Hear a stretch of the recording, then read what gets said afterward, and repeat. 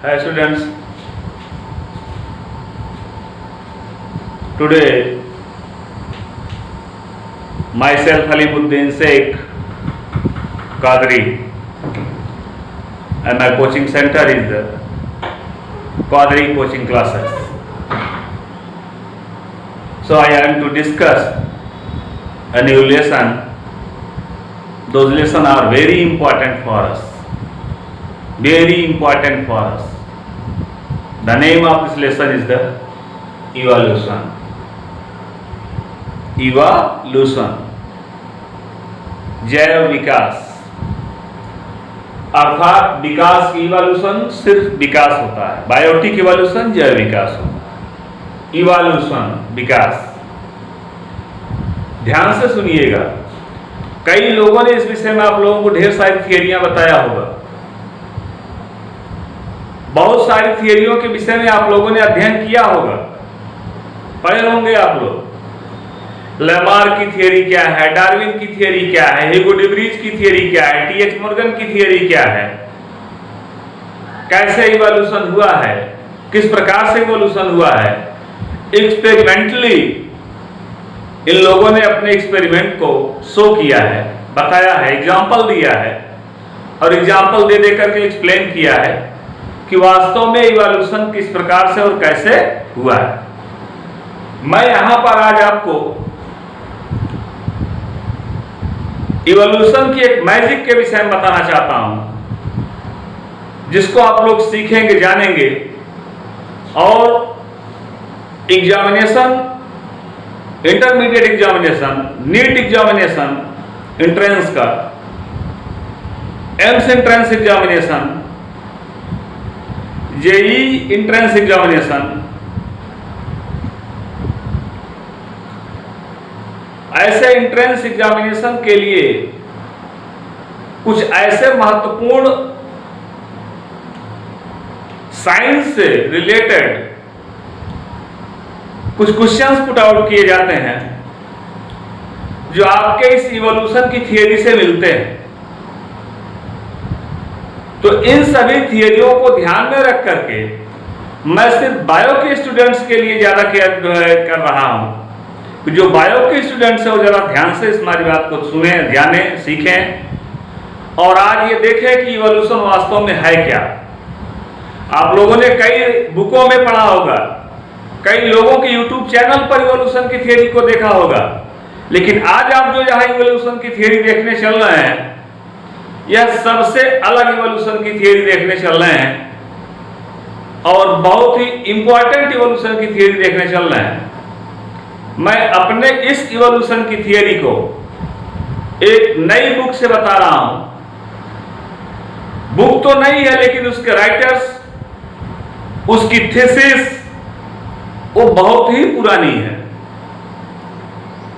और इस विषय में जितनी भी बातें बताई जाएं, I humble request to all of you, please note it down. हमारा सभी से विनम्र निवेदन है कि आप लोग जरूर इस तथ्य को नोट करते चलिएगा। जैसे इवोल्यूशन कहा गया, विकास कहा गया, विकास का अर्थ ही होता है कि जीवों में उत्तरोत्तर वृद्धि का होना, उत्तरोत्तर वृद्धि का होना। ध्यान से बात को सुनिएगा। Regular increasing point, not with decreases. If any animals or any categories of plants or biological animals, biological categories of animals or plants,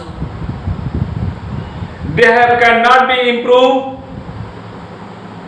it means they have cannot be show the evolution।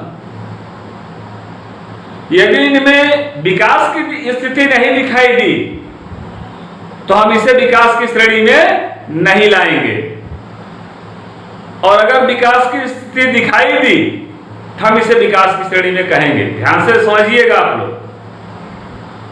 आप लोगों ने अभी अब तक RDB, red data book, RDB red data book, जिसमें endangered animals के विषय में बताया गया, कि ऐसे एनिमल्स हैं जो कि पृथ्वी पर विलुप्त होने की स्थिति में हैं और ढेर सारे ऐसे एनिमल्स रहे जो पृथ्वी से विलुप्त हो गए।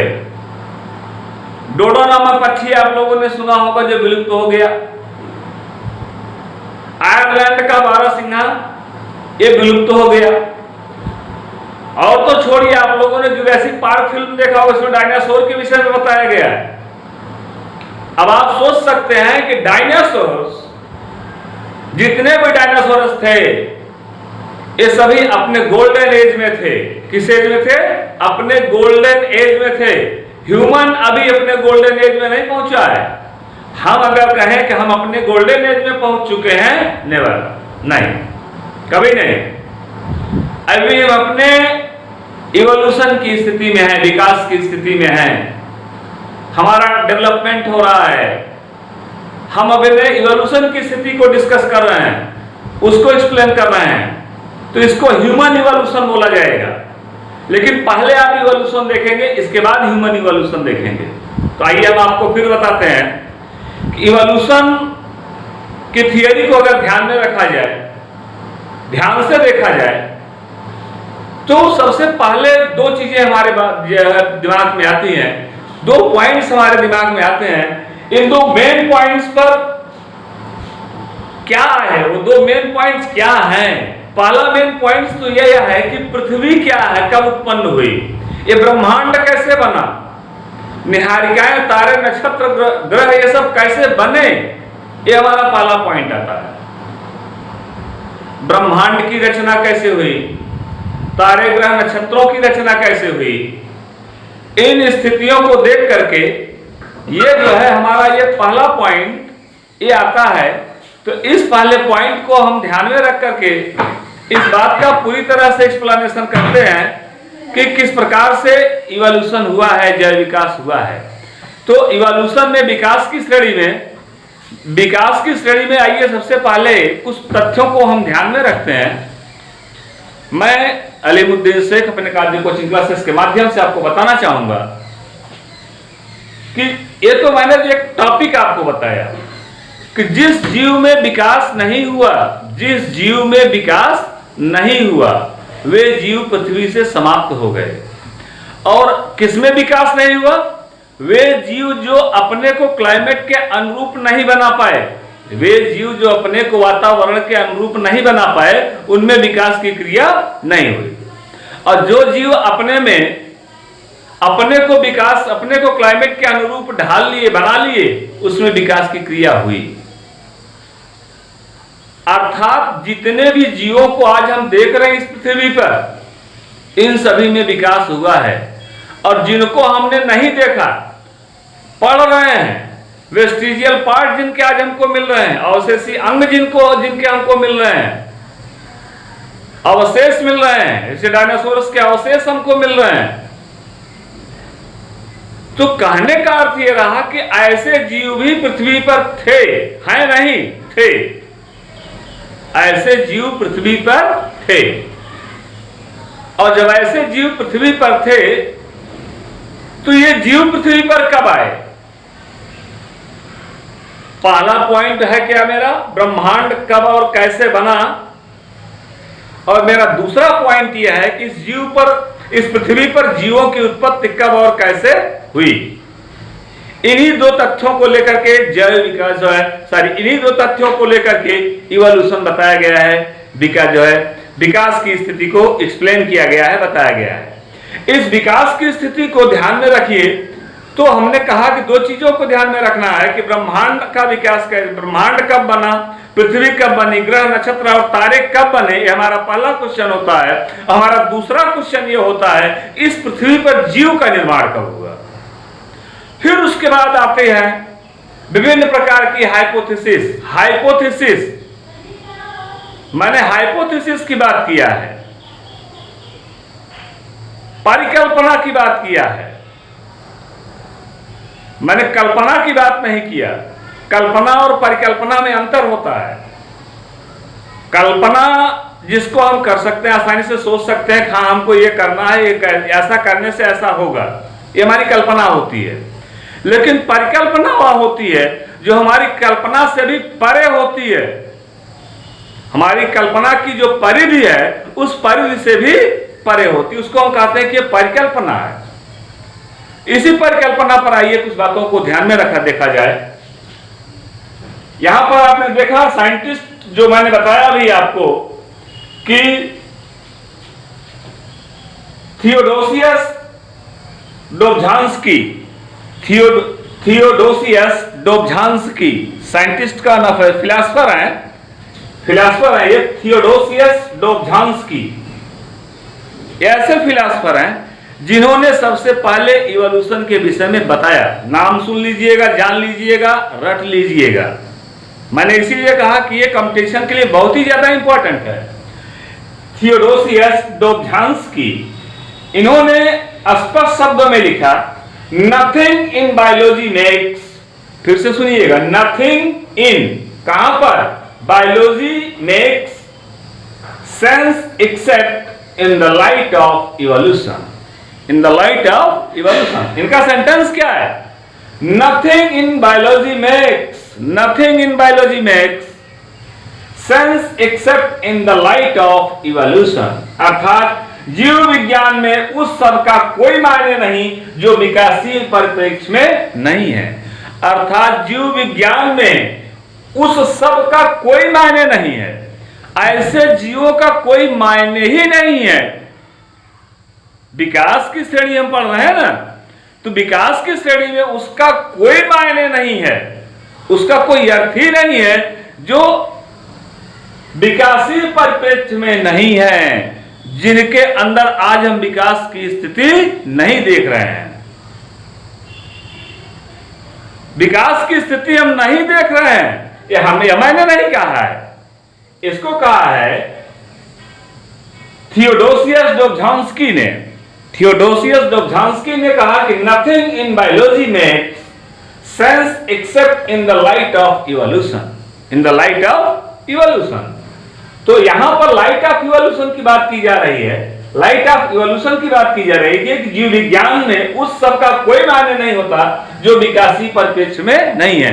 अर्थात हम उन्हीं जीवों का अध्ययन कर सकते हैं जो आज ये प्रकृति में पाए जा रहे हैं, जिसमें विकास की जो है स्थितियां दिखाई दे रही हैं। जाहिर सी बात है कि जो जीव आज दिखाई दे रहे हैं उनमें विकास हुआ है, और जो जीव नहीं दिखाई दे रहे हैं, विलुप्त तो हो गए, उनमें विकास नहीं हो पाया। वे अपने को प्रकृति के अनुरूप नहीं बना पाए। जब अपने को प्रकृति के अनुरूप नहीं बना पाए तो उनमें विकास की श्रेणी समाप्त हो गई, इवोल्यूशन की श्रेणी समाप्त हो गई, विकास उसमें नहीं दिखाई दिया। तो विकास के होने के लिए भी कई जो सिम्टम दिखाए गए। तो पहले ये देखिएगा कि ओरिजिन ऑफ लाइफ कैसे हुई। मैंने दो सिद्धांतों को बताया, मेरे दो सिद्धांतों को हमेशा ध्यानपूर्वक में जो है याद रखिएगा कि विकास हम पहले दो बिंदुओं पर अध्ययन करते हैं। विकास का अध्ययन दो बिंदुओं पर निर्भर करता है। पहला मैंने बताया ब्रह्मांड की रचना, ब्रह्मांड का निर्माण कब हुआ, पृथ्वी, ग्रह, नक्षत्र, तारे, निहारिकाओं की रचनाएं, ये कब इनका निर्माण हुआ, कब ये बने। और दूसरा मैंने बताया कि जब ये बन गए तो इनके बन जाने के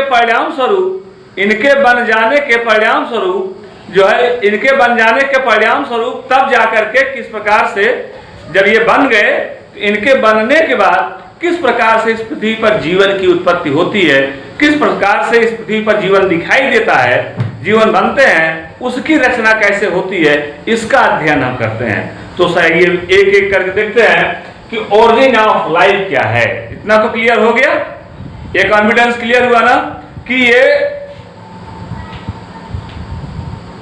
थियोडोसियस डोब्झांस्की की थियरी मैंने भी अब तक एक्सप्लेन किया।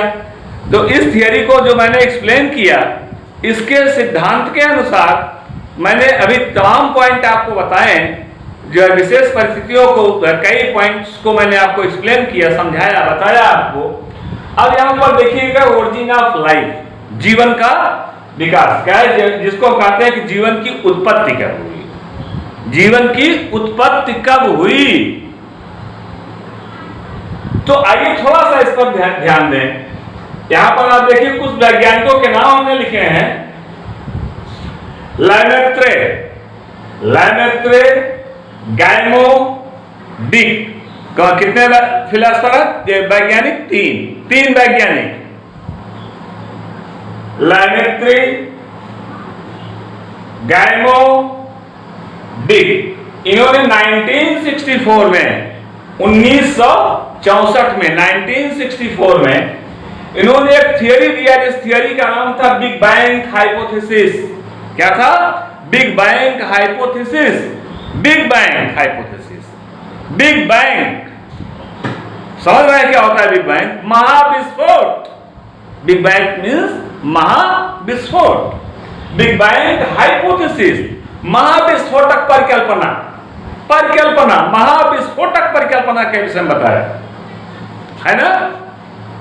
भगवद गीता में भगवान श्री कृष्ण ने उपदेश दिया अर्जुन से कि यदा यदा हि धर्मस्य ग्लानिर्भवति भारत अभ्युत्थानम् अधर्मस्य तदात्मानं सृजाम्यहम्। जब जब इस पृथ्वी पर धर्म की हानि होती है और अधर्म बढ़ता जाता है, हे अर्जुन, तब तब हम इस पृथ्वी पर अवतार लेते हैं और इस पृथ्वी पर से पापियों का नाश करके फिर से नई सृष्टि का निर्माण करते हैं। यह हिंदू मैथोलॉजी में है। यह टॉपिक मेरा ये हिंदू मैथोलॉजी में है। अभी मैं क्रिश्चियन मैथोलॉजी को बता रहा हूं, फिर मुस्लिम मैथोलॉजी को बताऊंगा कि कब कब किस प्रकार से इवोल्यूशन की थियरी को दी गई। तो थोड़ा सा आइए टिपिकल पॉइंटों को भी ध्यान में रखकर के आगे बढ़ा जाए। ओरिजिन ऑफ लाइफ पर, जीवन की उत्पत्ति पर हम ध्यान दे रहे हैं कि लैमेत्रे, गैमोडिक ने 1964 में बिग बैंग हाइपोथेसिस दिया, महाविस्फोटक परिकल्पना के विषय में बताया। महाविस्फोटक परिकल्पना क्या होती है? महाविस्फोटक परिकल्पना यह परिकल्पना है कि आज के 20 अरब वर्ष पूर्व, आज के 20 अरब 20 अरब जो है वर्ष पहले, 20 अरब वर्ष पहले, 20 अरब वर्ष पहले, सोच सकते हैं जब पृथ्वी की उत्पत्ति नहीं हुई थी। पृथ्वी तो 5 से 6 अरब वर्ष पहले हुई है। पृथ्वी की उत्पत्ति तो 5 से 6 अरब वर्ष पहले हुई। हम कितने अरब वर्ष पहले की बात कर रहे हैं? 20 अरब वर्ष पूर्व की बात कर रहे हैं। 20 अरब वर्ष पूर्व में इलम शब्द, एक शब्द इलम है। इलम, इलम नामक पदार्थ से ब्रह्मांड की उत्पत्ति हुई। इलम नामक, इलम, इसके विषय में, सिर्फ इलम के विषय में अगर अध्ययन आपको कराया जाए तो ये लगभग जो है 2 पीरियड्स का टाइम लेगा सिर्फ इलम क्या होता है। तो मैं इतने डीप में नहीं जाना चाहता हूं, आइए सिंपली आगे बढ़ते हैं कि इलम नामक पदार्थ से ब्रह्मांड की उत्पत्ति हुई। इलम नामक पदार्थ से ब्रह्मांड की उत्पत्ति हुई। जब ब्रह्मांड की उत्पत्ति हो गई, ब्रह्मांड बन गया। पहले मैंने कहा कि ब्रह्मांड बने, तो ब्रह्मांड में क्या बना? ब्रह्मांड में सूर्य, चंद्र, तारे, नक्षत्र, निहारिकाएं, पृथ्वी, ये सब बने। तो सूर्य का ही ये टूटा हुआ अंश जो है वो पृथ्वी है। तो सूर्य का ताप, टेम्परेचर ऑफ सोलर जो है वो 2 करोड़ डिग्री सेंटीग्रेड है। कितना है? 2 करोड़ डिग्री सेंटीग्रेड। ये तब भी था, आज भी है। ऐसा मत सोचिएगा कि सूर्य का ताप कम होता चला जा रहा है और एक समय ऐसा आएगा सूर्य का ताप समाप्त हो जाएगा और इस पृथ्वी से जीवन नष्ट हो जाएगा। नहीं, ये जैव विकास का इतिहास है, उसकी थियरी है, उसका विषय है कि विकास हो रहा है। सूर्य का टेम्परेचर जो है, सन का टेम्परेचर उस समय 2 करोड़ डिग्री सेंटीग्रेड तब भी था, आज भी है। तो 2 करोड़ डिग्री सेंटीग्रेड टेम्परेचर से जब इनमें जो अन्य जो है ग्रह नक्षत्रों का टकराव हुआ, टकराव के परिणाम स्वरूप सूर्य का एक अंश, एक छोटा सा पार्ट अलग हुआ, जिसको हमने पृथ्वी का नाम दिया। जो आप लोगों ने पढ़ा कि सूर्य से काफी दूरी पर है, काफी टक्कर इतनी भयंकर हुई कि ये जो है टकरा करके काफी दूर चले गए।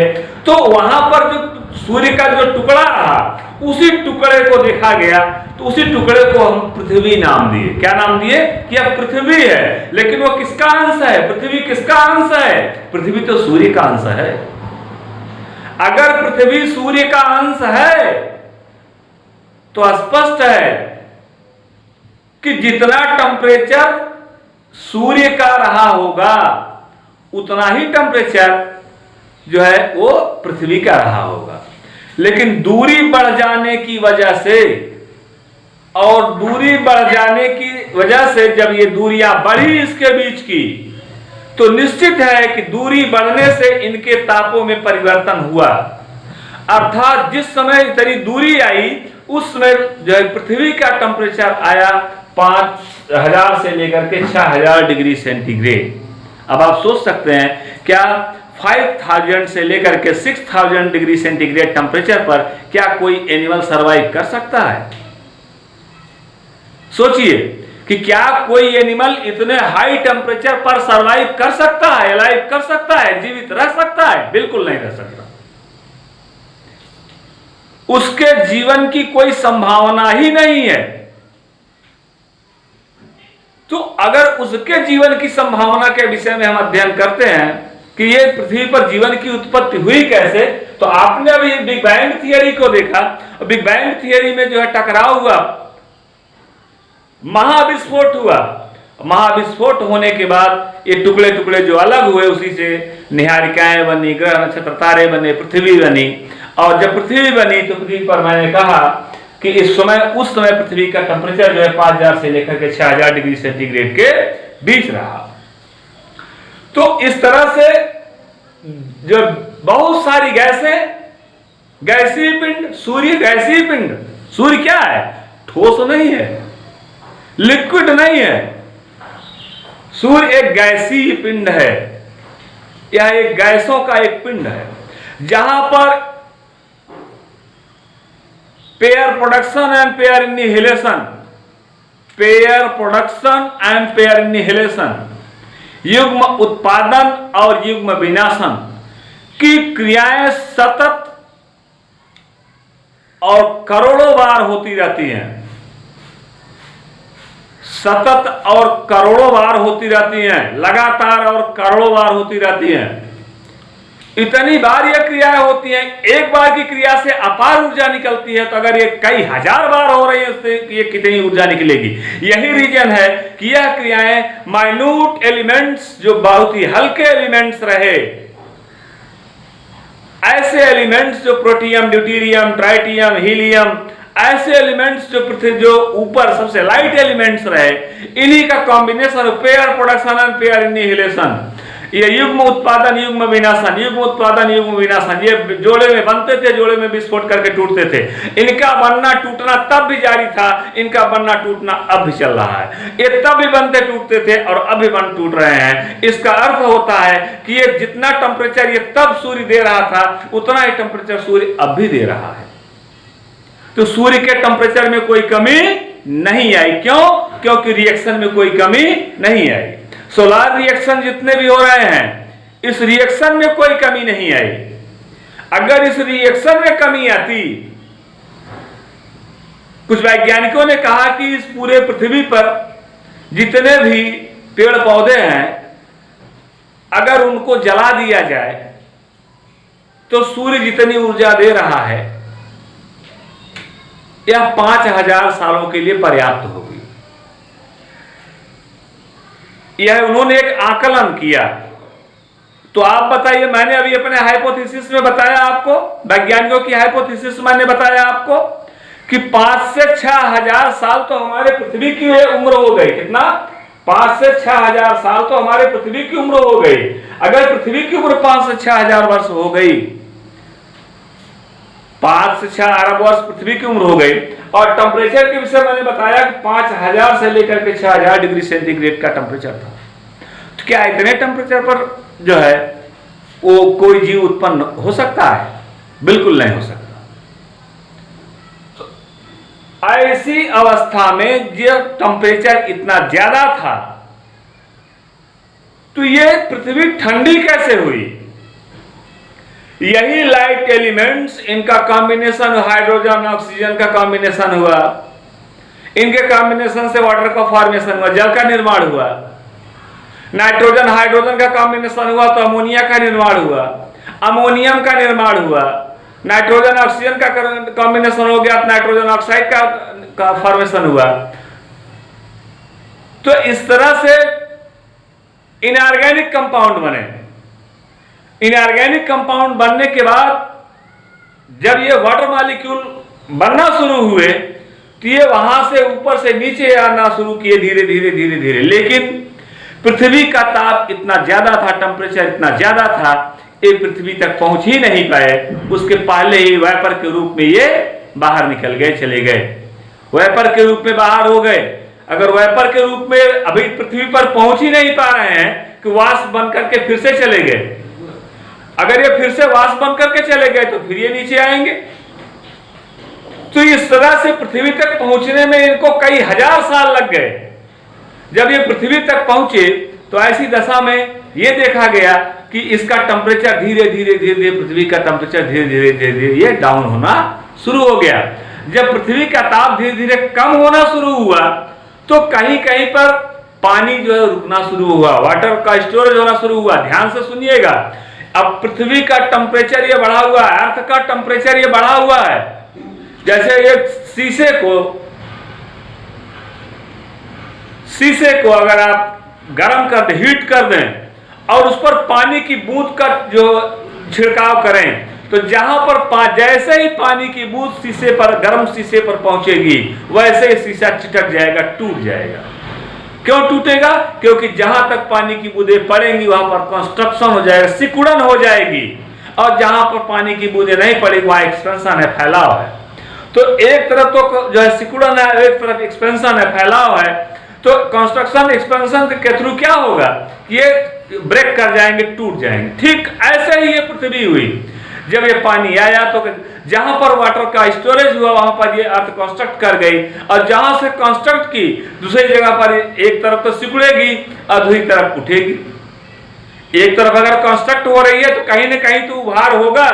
तो जहां पर ये सिकुड़ गई, गहराई में आ गई, वहां पर विशालकाय समुद्र बन गए, और जहां पर जो है एक उभार हो गया वहां पर विशालकाय पर्वत बन गए। तो इसको हम शैल पर जो है इसको हम अर्थ पर जल और शैल की क्रांति कहते हैं, जल और पर्वत की क्रांति कहते हैं। इन क्रांतियों का उद्भव हुआ है। तो इन क्रांतियों के विषय में न चल करके थोड़ा सा फिर हम जैव विकास की श्रेणी पर आते हैं। तो अभी आपने देखा कि मैंने आपको जैव विकास के इतिहास के विषय में सब सारी बातों को बताया। अब देखिए कि अब हम विभिन्न मतों को बताने चल रहे हैं आपको कि जैव विकास संबंधी विभिन्न मत क्या हैं। क्यों? क्योंकि जैव विकास एक ऐसी क्रिया है जो निरंतर कई हजार सालों तक होती रहती है। तो क्या कोई ऐसा जीव होगा जो जैव विकास देखा होगा जिसकी आयु कई हजार साल होगी? नहीं। तो इस तरह से अगर जब जिसकी आयु कई हजार साल नहीं है, जिसने जैव विकास को नहीं देखा, तो हम वो जैव विकास के विषय में एक्सप्लेन कैसे करेगा? बिल्कुल नहीं कर सकता। अगर किसी को एक ऐसा अमुक व्यक्ति या कोई ऐसा अमुक जीव होता जो आज के 10,000 साल पहले पाया जाता और आज जो है वो बताता कि आज के 15,000 साल पहले जीव इस तरह से थे और आज जीव इस तरह से हो गए हैं, तो हम ये कहते देखिए फला ने इस तरह से बताया है, उस समय जीव इस तरह से थे। लेकिन ऐसा कोई जो है कोई बताने वाला नहीं है। इसलिए हम निर्भर करते हैं किसके ऊपर? फॉसिल साइंस के ऊपर, जीवाश्म विज्ञान के ऊपर। जीवाश्म विज्ञान आज के हजारों करोड़ों साल पहले जो जीव पृथ्वी पर पाए जाते रहे, उनकी रॉक रिवॉल्यूशन में, भौमिक क्रांतियों में उनके और जो जीव पृथ्वी के नीचे दब गए, जब ये भूकंप आया, महाविनाशक भूकंप आया, ऐसी स्थिति में जो पृथ्वी के नीचे जीव दबे, उनके जो स्केलेटल मिल रहे हैं, उनके जो अवशेष मिल रहे हैं, उनके अवशेषों को देख करके हम कह रहे हैं आज के इतने हजार साल पहले कार्बन डेटिंग के बेस पर, कार्बन आयु के आधार पर हम ये कह रहे हैं कि आज के इतने हजार साल पहले इस प्रकार के जीव थे, अब इतने हजार साल बाद इस प्रकार के जीव है। तो ये कार्बन डेटिंग के बेस पर हम उसका निर्धारण कर लेते हैं। तो फिर से देखिएगा, अब हम आगे बढ़ रहे हैं अपने अगले टॉपिक पर। हमारा पहला सिद्धांत जिसमें हमने कहा कि जीवन की उत्पत्ति संबंधी सिद्धांत, जीवन की उत्पत्ति संबंधी मत क्या क्या है। अब हम आपको जीवन की उत्पत्ति संबंधी मतों की व्याख्या करेंगे, जीवन की उत्पत्ति संबंधी मतों की व्याख्या करेंगे। पहला है थियरी ऑफ स्पेशल क्रिएशन। क्या है? Theory of special creation. Theory of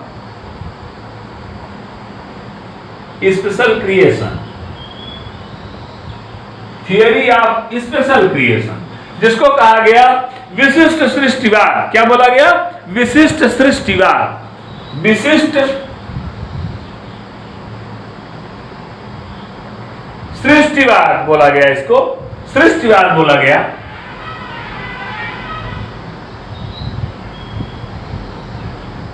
विशिष्ट सृष्टिवाद।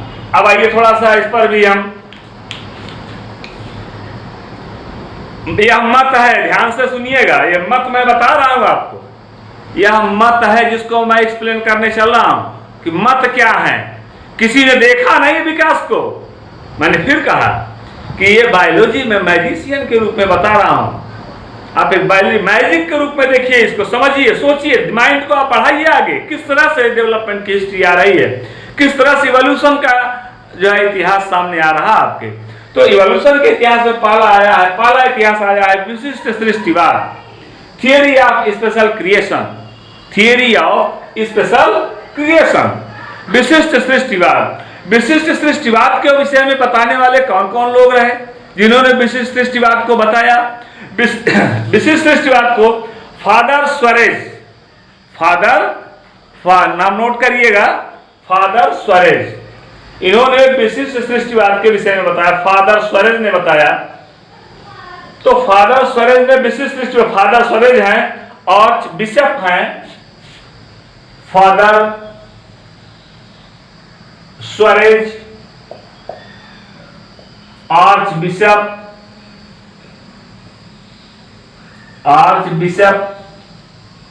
ध्यान से देखेंगे कि archbishop, father Suarez, archbishop Ussher बोला जाता है इनको, आर्च बिशप उसेर का पूरा नाम रहा है। तो इन लोगों ने, अब ये नाम तो आप समझ गए होंगे, फादर स्वरेज, आर्च बिशप उसेर, ये ऐसे नाम हैं जिनको देख करके आप आसानी पूर्वक कह सकते हैं कि क्रिश्चियन के नाम।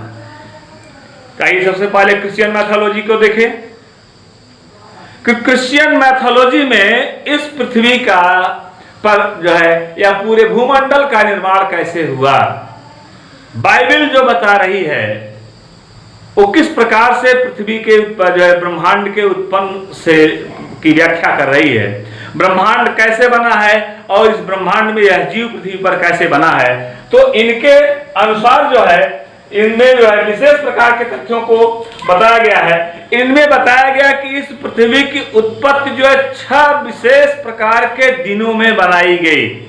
यह पृथ्वी और पृथ्वी पर जीवन की उत्पत्ति और यह पूरा ब्रह्मांड, दोनों चीजें आ गई इसमें। ध्यान से सुनिएगा आप लोग, दोनों पॉइंट आ रहे हैं इसमें। पहला पॉइंट मैंने कहा था ब्रह्मांड की रचना, सूर्य, ग्रह, नक्षत्र, तारे, निहारिकाओं की रचना, ये कैसे हुई। दूसरा पॉइंट मैंने बताया इस पृथ्वी पर जीव कैसे बने। तो ये दोनों पॉइंट बाइबल के अनुसार ये 6 दिनों में बने। ये 6 दिनों में बाइबल के अनुसार बताया गया कि ये दोनों जो है ये 6 दिनों में इस पूरे पृथ्वी पर 6 दिनों में जीव बन गया, जिसमें यह स्पष्ट किया गया कि पहले दिन जो है ईश्वर ने शक्त के रूप में पृथ्वी और स्वर्ग का जो है निर्माण किया। पहले दिन क्या क्या बना? पृथ्वी और स्वर्ग बने, पृथ्वी बनाई गई और स्वर्ग बनाया गया। दूसरे दिन के विषय में बताया गया आकाश। तीसरे दिन के विषय में बताया गया कि तीसरे दिन इसमें वनस्पतियों का निर्माण हुआ। चौथे दिन सूर्य और तारों का निर्माण हुआ। पांचवें दिन जल और वायु का निर्माण हुआ। और छठवें दिन जो है वो मनुष्य का निर्माण हुआ। छठवें दिन मनुष्य का निर्माण हुआ। अर्थात जब ये सारी चीजों को ईश्वर ने एकत्रित कर लिया, ये ग्रंथ धार्मिक ग्रंथ बता रहे हैं, पवित्र ग्रंथ बता रहे हैं, चाहे वो क्रिश्चियंस के हों, चाहे वो मुस्लिम के हों, चाहे वो हिंदूज के हों, जो धार्मिक ग्रंथ हैं, ये धार्मिक ग्रंथ हमेशा हमें इन्हें पवित्र ग्रंथों के नाम से जाना जाता है। और ये माना जाता है कि इनमें जो चीजें बताई गई हैं पूर्णतया सत्य हैं, क्योंकि वही धर्म ग्रंथ ही हमारे धर्म के प्रतीक हैं और सत्य के प्रतीक होते हैं।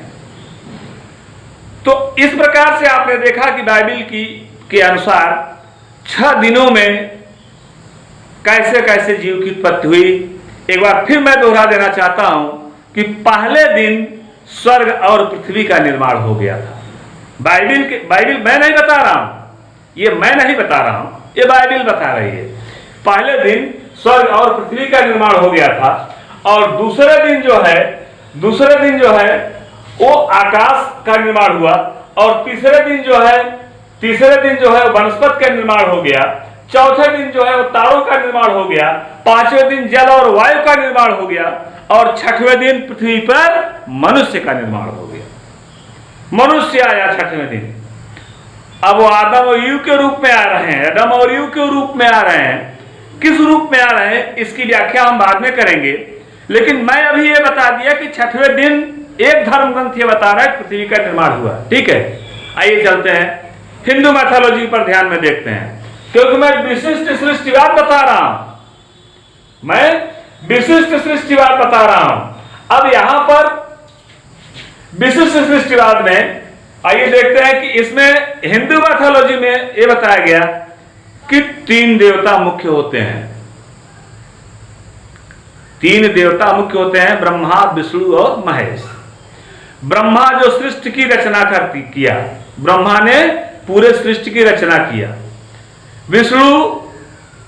भगवान विष्णु पूरे सृष्टि के पालक हैं, पालन करने वाले हैं। महेश अर्थात भगवान शंकर वो पूरे पृथ्वी के जीवों के संहारक हैं। तो इस तरह से अब जीव की रचना के विषय में बात की जाए तो रचना तो किसने किया? ब्रह्मा ने किया। अब जो ब्रह्मा ने रचना किया तो ब्रह्मा ने अपने ही शरीर से कैसे रचना किया है, मैं उसके विषय में बताना चाहता हूं आप लोगों को। तो ब्रह्मा ने अपने शरीर से, जैसे सिर से ब्रह्मा ने देवी देवता, जितने भी देवी देवताएं हैं वो ब्रह्मा जी के सिर से उत्पन्न हो गए। जो हमारे धार्मिक ग्रंथ में लिखा हुआ है उसमें जो है ब्रह्मा ने बताया कि ब्रह्मा के सिर से ये देवी देवताओं की उत्पत्ति हुई। सिर से देवी देवताओं की उत्पत्ति हो गई। देवी देवता, मनुष्य और राक्षस, ध्यान से सुनिएगा, देवी देवता, मनुष्य, राक्षस। मनुष्य भी है, उसका अपोजिट भी आ रहा है, ध्यान से देखिए, सुनिएगा आप लोग। देवी देवता, मनुष्य, राक्षस कितने हुए? 4। देवी देवता, मनुष्य, राक्षस ये ब्रह्मा के कहां से उत्पन्न हुए? सिर से उत्पन्न हो गए। अब अगला क्या बता रहा है? छाती, वक्ष, थोरैक्स, इसको थोरैक्स बोला जाता है। छाती से पक्षी उत्पन्न हो रहा है। छाती से क्या उत्पन्न हो रहा है? पक्षी उत्पन्न हो रहा है। और मुंह से पशु उत्पन्न हो रहे हैं। मुंह से क्या? पशु उत्पन्न हो रहे हैं। और शरीर के बालों से पेड़ पौधों की उत्पत्ति हो रही है। शरीर के बाल जो हैं, ये रोए जो दिखाई दे रहे हैं आपको, बाल जो दिखाई दे रहे हैं ब्रह्मा जी के बालों से ये जीव जो है ये ब्रह्मा जी के बालों से पेड़ पौधों की उत्पत्ति हो गई। किसकी? पेड़ पौधों की उत्पत्ति हो गई। और ये इस तरह से जैसा ब्रह्मा जी ने किया, बनाया, जो सृष्टि की रचना किया, वह सृष्टि की रचना जैसे उन्होंने धार्मिक स्थिति में तब किया था वैसे आज भी है। पौराणिक मान्यताओं के अनुसार हिंदू मैथोलॉजी में, अभी मैंने क्रिश्चियन मैथोलॉजी की बात किया 6 दिनों की, अब दोबारा मैं हिंदी मैथोलॉजी की बात कर रहा हूं, हिंदूज मैथोलॉजी की बात कर रहा हूं। ब्रह्मा जी के सिर से देवी, देवता, मनुष्य, राक्षस ये उत्पन्न हो गए। मुंह से पक्षियों का निर्माण हो गया। मुंह से किसका निर्माण हुआ? मुंह से छाती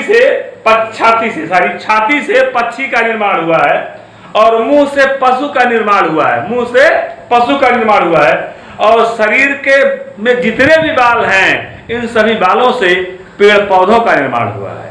तो अर्थात कहने का आशय ये रहा कि अन्य जो मैथोलॉजी है उस मैथोलॉजी में मानव सबसे बाद में आया है। हिंदूज मैथोलॉजी में ब्रह्मा जी ने सबसे पहले देवी, देवता, राक्षस और मनुष्य का निर्माण किया है। उसके बाद आकर के बताया जा रहा है कि ये जो है पेड़ पौधों का निर्माण हुआ, पृथ्वी का निर्माण हुआ, निहारिकाओं का निर्माण हुआ, ग्रह नक्षत्रों का निर्माण हुआ। जिस तरह से ये अलग अलग धर्म है, चूंकि धर्म के ऊपर आस्था का होना बहुत ही आवश्यक है।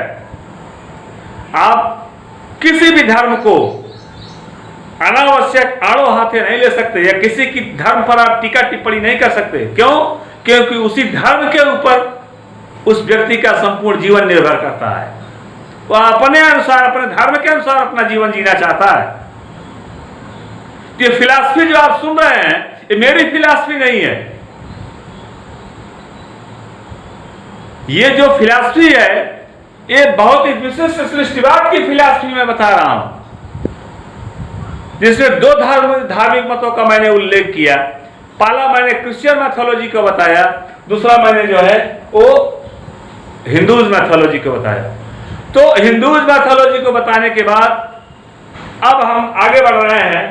अगली थियरी हमारी आती है ब्रह्मांडवाद। क्या आता है? ब्रह्मांडवाद। तो ब्रह्मांडवाद को कहा जाता है कॉस्मोजोइक थियरी। अब ये ब्रह्मांड कैसे बने, यहां पर भी समझना है कि ब्रह्मांड बना कैसे, ब्रह्मांडवाद है क्या। तो इस विषय में माय डियर फ्रेंड्स आपको सुनने में तो बहुत ही अच्छा लगा होगा, मुझे ऐसी उम्मीद है आपको सुनने में अच्छा लगा होगा और ये कहानी की तरह से आप लोग सबको रट लेंगे, याद हो जाएगा। तो ये ऐसे आसानी से याद हो जाएगा, इसमें कोई घबराने की बात नहीं है। बहुत इजी है इवोल्यूशन, लेकिन साइंटिस्ट और फिलोसफरों का नाम आप लोगों को हमेशा याद रखना होगा क्योंकि ये हमेशा कंपटीशन के एग्जाम में पूछे जाते हैं। तो फिर मैं कहना चाहता हूं अपने कादरी कोचिंग क्लासेस के माध्यम से मैं अलीमुद्दीन शेख कादरी, जो मेरा चैनल भी है अलीमुद्दीन शेख कादरी, इस चैनल के माध्यम से मैं आपसे कहना चाहता हूं कि अभी ये जय विकास का इतिहास मेरा चलता रहेगा। ये भी मैं 3-4 लेक्चर में पूरा करूंगा और इससे काफी क्वेश्चन मिलेंगे आपको। ये 12th के, ये आपको क्लास 12th के जो है 10th के विषय, क्लास 10th में इवोल्यूशन है और क्लास 10th में इवोल्यूशन के बाद क्लास 12th में भी इवोल्यूशन है। तो क्लास 12th में इवोल्यूशन है, इसके बाद तब कॉम्पिटिटिव एग्जाम आना शुरू हो जाते हैं। तो यह मैंने भारद्वाज, सक्सेना और सिंघल की बुक से बताया।